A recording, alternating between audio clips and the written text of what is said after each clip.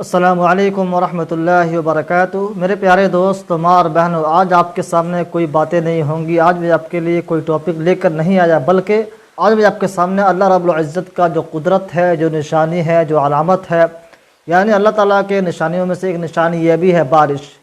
बारिश का इस ज़मीं पे आना, इस ज़मीं पे नाजिल होना, जिसके ताल्लुक़ से अल्लाह ताला फरमाता है वअन्ज़लना मिनस समाई माअन तहूरा, कि हमने आसमान से पाक साफ़ पानी को नाजिल किया। क्यों नाजिल किया? इंसानों के लिए। लिनुहय्यिया बिही बलदतम मैता व नुस्क़ियहु मिम्मा खलक़ना नआमन व अनासिया कसीरा।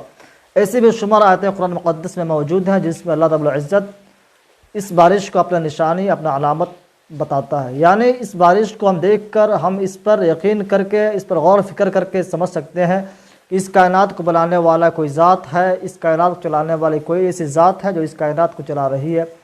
तो मेरे प्यारे दोस्त, जैसा कि आप मेरे पीछे का मंज़र देख सकते हैं, आइए मैं इसके आगे चलता हूँ। आज का जो हमारे इलाके, ख़ासकर चंपारन, जो में बारिश का क्या रुझान रहा, बारिश कैसे हुई, उसको हम दिखाते हैं। उम्मीद है कि वीडियो के आखिरी तक देखेंगे। आइए चलते हैं।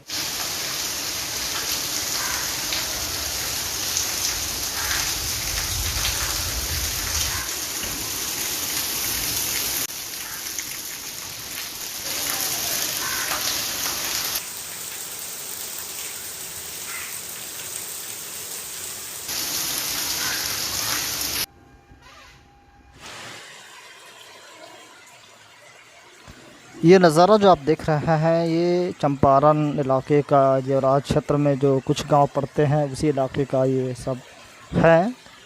काफ़ी बारिश हो रही है, लगभग कल से काफ़ी मूसलाधार बारिश हो रही है और यकीनन ये खेती के लिए, किसानों के लिए बहुत अच्छी है। लेकिन अगर कोई चीज़ ज़्यादा हो जाए तो नुकसानदेह होता है। हर वो चीज़ जो हद से ज़्यादा हो वो नुकसानदेह है।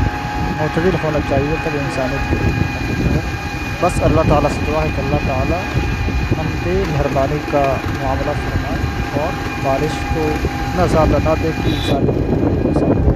इंसानियत के लिए ख़तरा हो।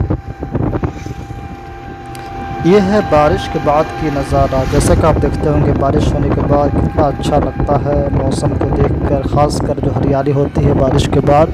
जो आप देख रहे हैं, ये बारिश के फ़ौरन बाद का नज़ारा है, हम आपको दिखा रहे हैं। आइए चलते हैं और आगे।